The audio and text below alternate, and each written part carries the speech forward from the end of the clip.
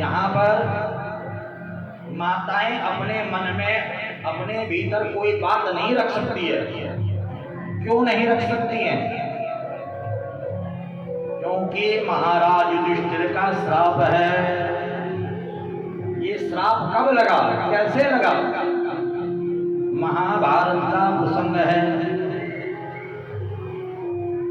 जब कौरव पांडवों का युद्ध संपन्न हो गया, महाराज युधिष्ठिर ने सभी मृतक आत्माओं के निमित्त जलांजलि दे दी। अपने पितरों के निमित्त कुंती कहने लगी, बेटा एक जलांजलि और दे दो। मां सबके लिए जलांजलि दे दी, अब कौन बचा? बेटा एक रहस्य तुमसे छुपा करके रखा।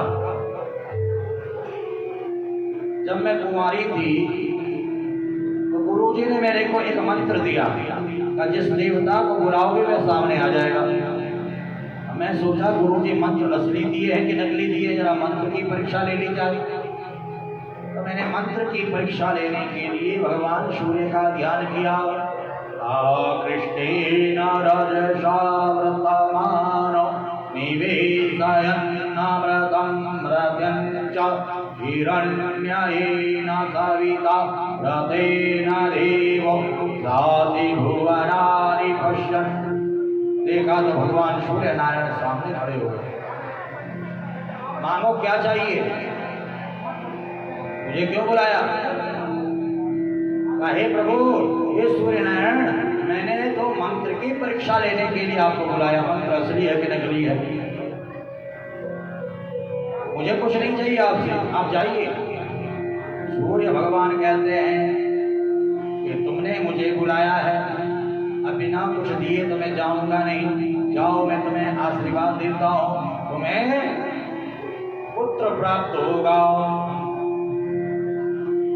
सूर्य के आशीर्वाद से कुंवारेपन में मुझे पुत्र की प्राप्ति हुई, जिसको मैंने टोकरी में रखा।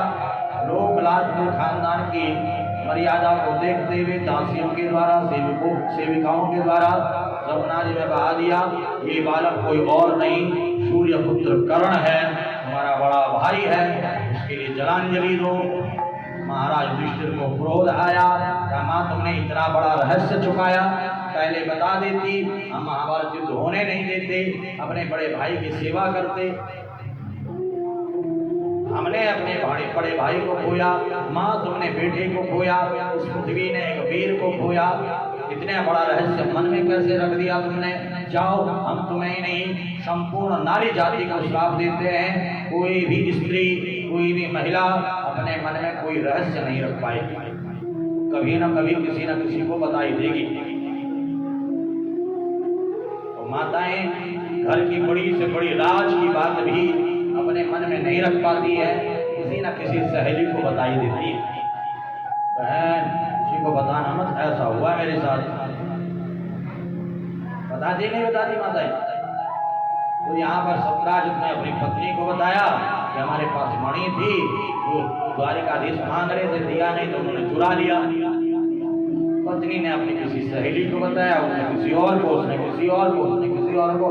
बात प्रचलित हो गई, द्वारिकाधीश तक पहुंच गई। द्वारिकाधीश ने कहा, भाई ये तो मिथ्या कलंक है, इस मिथ्या कलंक को तो दूर करना ही पड़ेगा। ठीक है, हमने दूध चुराया, दही चुराया, माखन चुराया, चीर चुराया, पर कभी किसी का रुपया पैसा नहीं चुराया। द्वारिकाधीश ने गुप्तचरों से पता लगाने को कहा। गुप्तचर पता लगाने के लिए निकले। गुप्तचरों को पता चला कि प्रसेनजित, सत्राजित का भाई, मणि धारण करके निकला है शिकार खेलने के लिए, वापस नहीं आया। वन में ढूंढा, देखा एक जगह पर प्रसेनजित मरा हुआ है और उसके पास मणि नहीं है। प्रसेन को किसने मारा? शेर ने। शेर को ढूंढो। ढूंढते ढूंढते एक जगह पर देखा शेर भी मरा पड़ा, पर शेर पे भी मणि नहीं है। इस शेर को किसने मारा? ऋक्ष ने मारा। ऋक्ष को ढूंढो। ढूंढते ढूंढते द्वारिकाधीश गुफा में गए, वहां कन्या मणि से खेल रही थी। द्वारिकाधीश को देख करके जोर जोर से चिल्लाने लगी। ऋक्ष भागा भागा आया और महाराज द्वारिकाधीश के साथ युद्ध करने लगा। 27 दिनों तक ये युद्ध चला। वृक्ष की नस नस ढीली पड़ गई। वृक्ष ने द्वारिकाधीश के पैर पकड़ लिए। कहा, प्रभु मैंने आपको पहचान लिया, आप मेरे राम हो, श्याम बन करके आए, मुझे पहचानो, मैं ऋक्षराज जामवंत हूँ।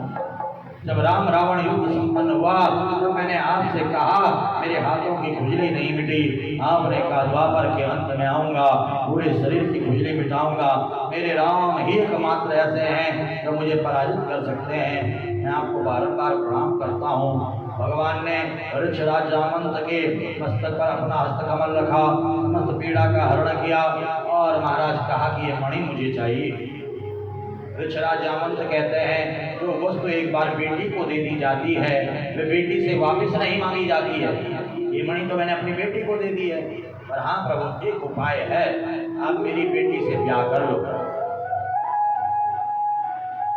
मणि भी आपकी और बिटिया भी आपकी। द्वारिकाधीश ने कहा, इससे अच्छी और क्या बात हो सकती है। ऋक्षराज जामवंत की बिटिया जामवंती के साथ विवाह किया और दहेज में मणि लेकर के द्वारिका पहुंच गए। द्वारिका वासियों ने खूब स्वागत सत्कार किया। पूरी द्वारिकाधीश भगवान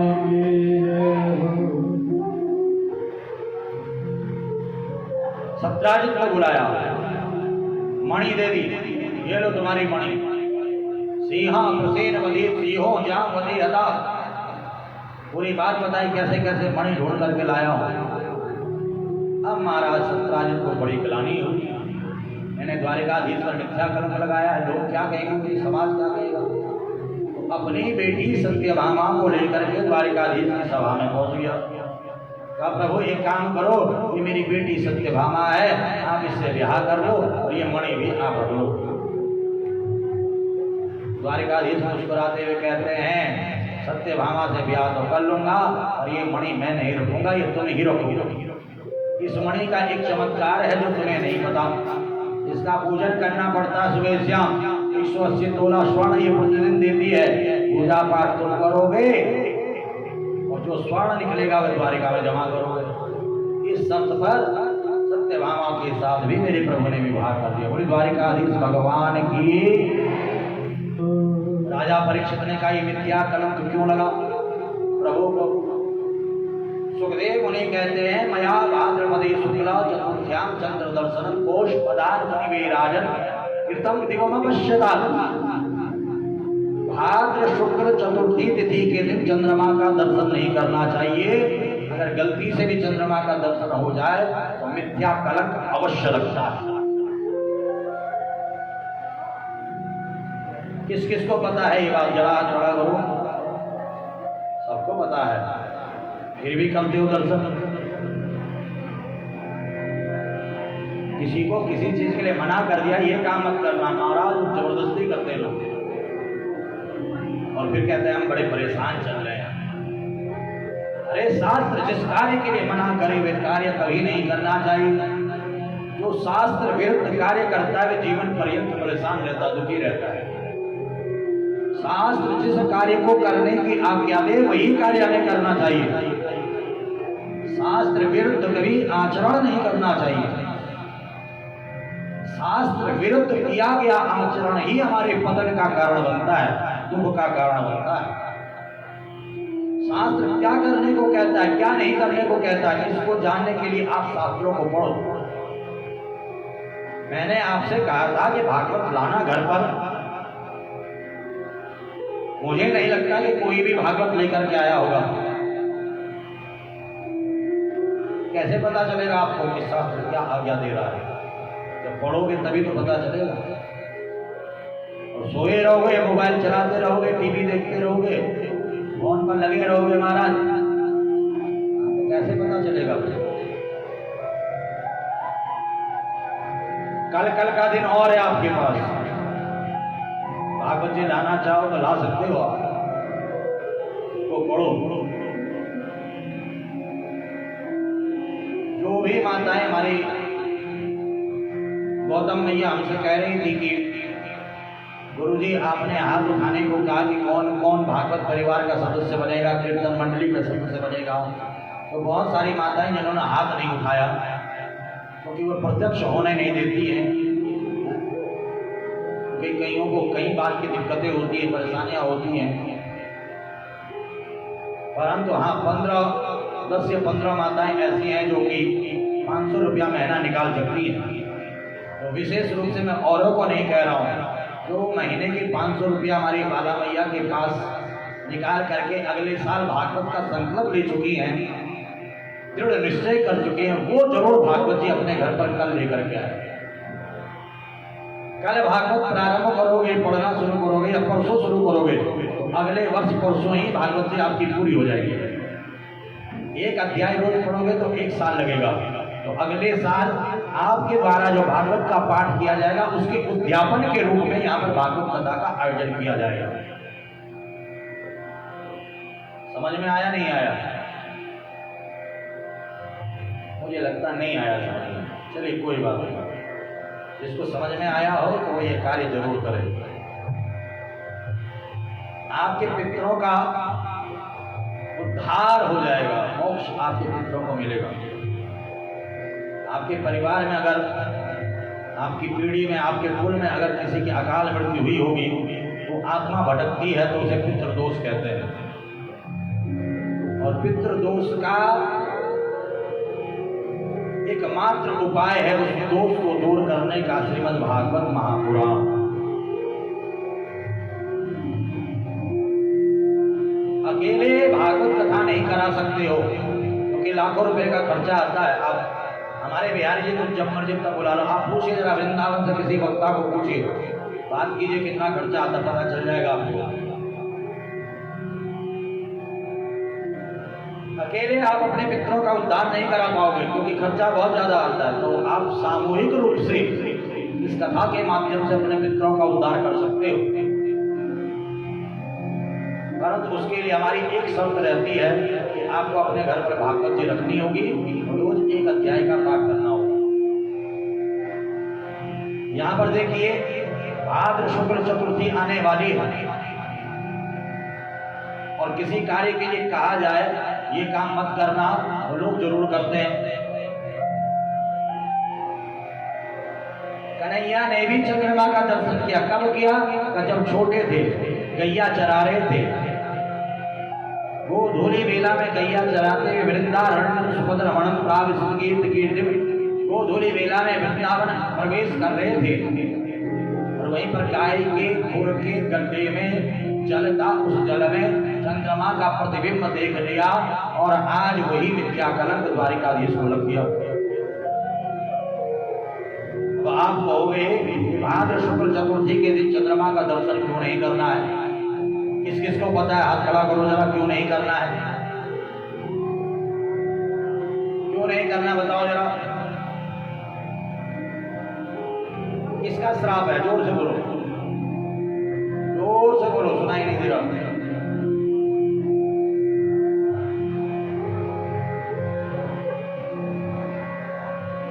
जिसने हाथ उठाया वो बोलो जल्दी, जोर से बोलो। गणेश जी का श्राप है, जोरदार तालियां हमारी माताओं के लिए। इसके पीछे कथा आती है कि गणेश जी सरोवर पर पुष्प तोड़ने जा रहे थे। चंद्रमा को अपनी सुंदरता का अहंकार था। चंद्रमा ने गणेश जी को देख करके हंसना प्रारंभ कर दिया। गणेश जी को बुरा लगा। गणेश जी ने श्राप दे दिया, जाओ चंद्रमा तुम कलंकित हो जाओ, और आज के दिन जो तुम्हारा दर्शन करेगा उसके जीवन में कलंक लगेगा।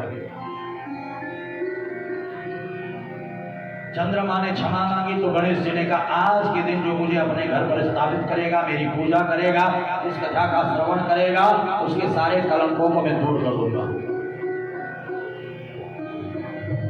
इसीलिए भाद्र शुक्ल चतुर्थी तिथि के दिन हम लोग अपने घरों पर गणेश जी की स्थापना करते हैं।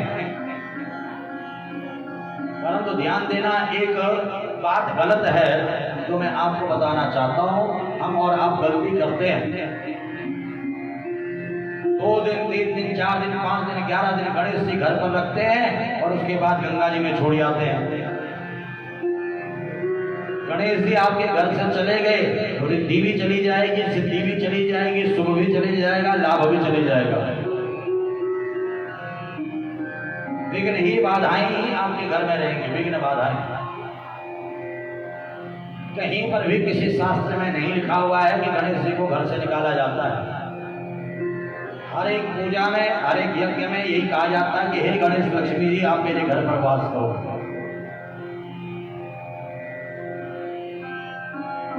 कैसे उत्सव मनाना है? अपने सामर्थ्य अनुसार मिट्टी के गणेश जी लाओ, सोने के लाओ, चांदी के लाओ, पीतल के लाओ, तांबे के लाओ, अष्टधातु के लाओ, छोटे लाओ, बड़े लाओ, बड़े से बड़े लाओ।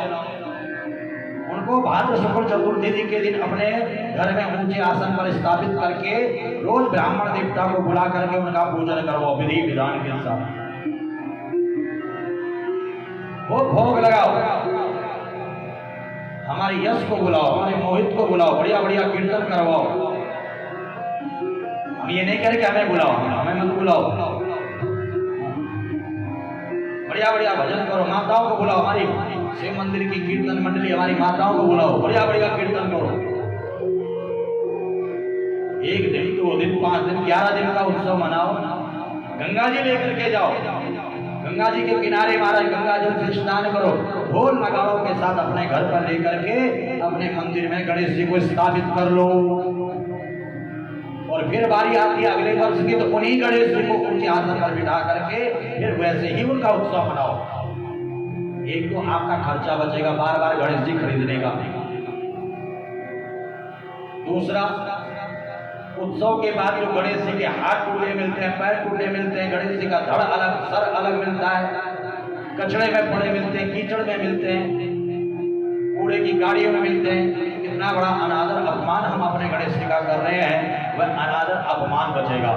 तीसरा, आपके घर से गणेश जी बाहर नहीं जाएंगे, आपके घर में रहेंगे, रिद्धि सिद्धि सुख लाभ सब बना रहेगा, आपके घर के सारे विघ्न बाधाएं दूर हो जाएंगे। ऐसा उत्सव आपको मनाना है। आइए गणेश जी के चरणों में एक भजन के माध्यम से प्रार्थना करते हैं कि हे गणेश जी, अगर गलती से भी हमसे कोई अपराध हो जाए, आप हमारे उस अपराध को क्षमा करना और हमारे घर में हमेशा विराजमान रहना है। बोले गणपति गणेश भगवान की।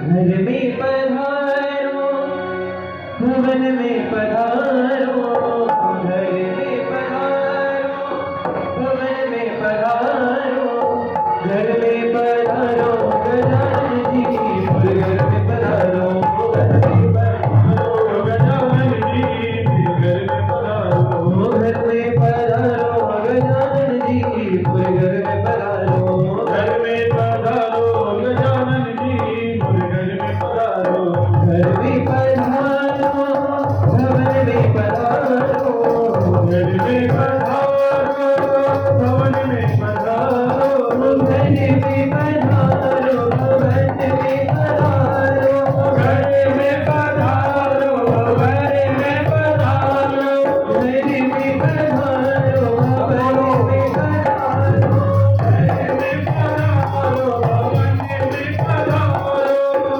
जिस दिल के आंगन राजा घर में पधारो, घर में पधारो, गजानन जी घर में पधारो, घर में पधारो, गजानन जी घर में पधारो, घर में पधारो, गजानन जी घर में पधारो।